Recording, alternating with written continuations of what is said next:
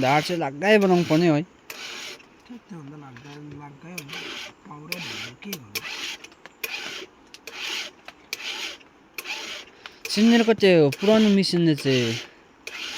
तेल चाहिँ कम्ती खान्थ्यो तर मिसिन चाहिँ त्यति छिट्टो त कुदेको जस्तो लाग्दैन थियो काट्नु त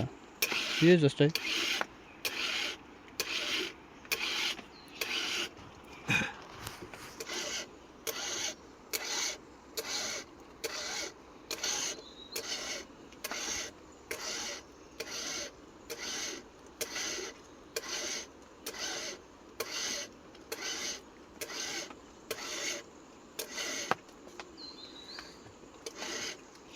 तागत भन्ने चिज चाहिँ हुनैपर्छ कि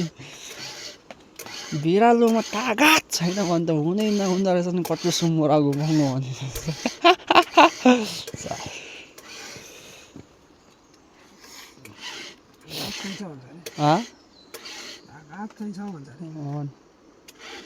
सिन्नेर तिमीले कति काट्थ्यौ भन्थे बेसी काट्दैनौ त्यहाँ कटुसको त्यही 15-16 किमी मात्रै काट्थ्यौ ए त्यस्तै रहेछ हामी पनि त्यस्तै हो नि भन्थ्यो काट्नु त्यति नै काट्थ्यो होला उनीहरूले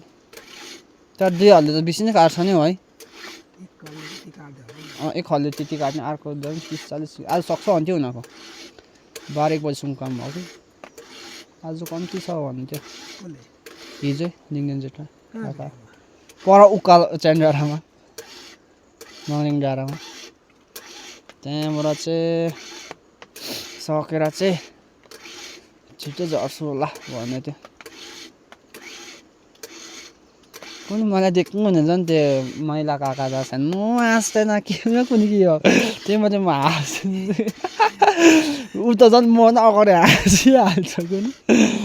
आज हाँस्थ्यो मलाई हेर्छ अन्त हो कति बजी हिँड्छौ घर म पर 7 बजीतिर पुगिहाल्छु नि काका भनेको बिहानै आइहाल्छु नि अम्म भने 1000 रुपियाँ त माग्नु पर्छ नि त्यसो भने त भन्छ फेरि दाजु चाहिँले बेलुका होइन कति बजीसम्म काट्छ भन्थ्यो बेलुका 3 बजीसम्म भन्नुपर्छ लाग्छ त्यहाँ बेलुका त आएन म